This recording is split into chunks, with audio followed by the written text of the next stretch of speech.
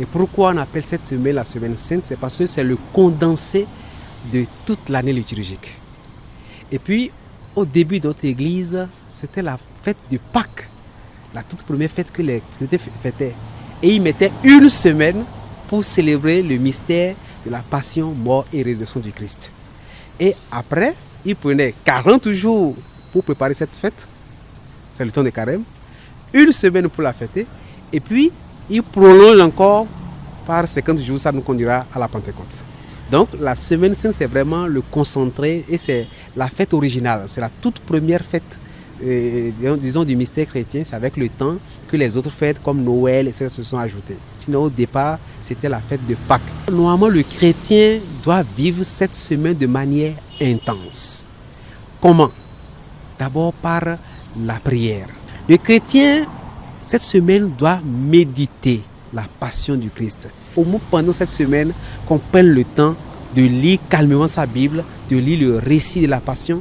Les 4 évangélistes nous en parlent. Ils peuvent lire selon Saint Jean, selon Saint Matthieu, pour voir comment est-ce que le Christ a souffert lui-même. La troisième chose que moi je recommanderais aux chrétiens en cette semaine sainte, c'est la participation aux célébrations que l'Église, disons, propose. Le mercredi saint, la plupart des diocèses vont célébrer ce que nous appelons la messe chrismale. La messe chrismale, c'est la messe au cours de laquelle les prêtres vont renouveler leur promesse sacerdotale.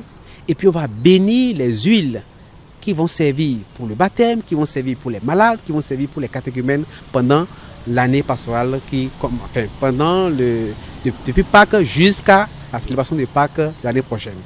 Le jeudi, c'est la célébration de la Sainte Seine, l'institution de l'Eucharistie, où le Christ a institué aussi le sacerdoce comme service, où lui-même, tout fils de Dieu qu'il est, il s'est agenouillé pour laver les pieds de ses disciples.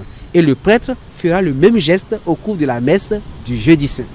Donc, j'invite aussi les fidèles à participer à cette célébration. Et le vendredi saint, il y a le grand chemin de croix à la Passion. Généralement, les fidèles ne se font pas prier pour participer à ce chemin de croix. Et puis, le samedi nuit, il y a la veillée pascale où la joie explose, où nous crions « Christ est vraiment ressuscité, Alléluia ». C'est vrai, c'est une messe longue, il y a beaucoup de lectures, parfois il y a les sacrements. Alors il y en a qui préfèrent ne pas y aller et attendre le jour de Pâques. Ils se trompent, c'est 2 célébrations différentes. Et puis, naturellement, le dimanche de Pâques, la messe du jour de Pâques, et qui met fin à la semaine sainte et qui nous fait entrer pleinement dans la joie de Pâques. Donc, que le chrétien puisse participer vraiment aux célébrations. Il y en a beaucoup de cette semaine sainte.